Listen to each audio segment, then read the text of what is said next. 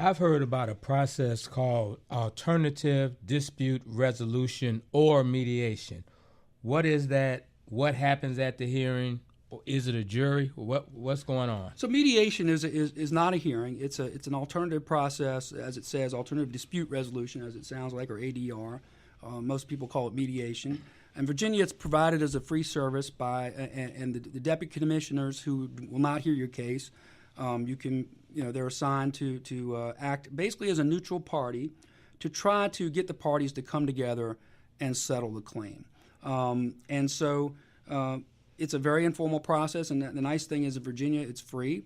In North Carolina, you have to pay for it, and I found it to be very effective. Oftentimes, if you have cases, especially where it's an accepted claim, you have an award.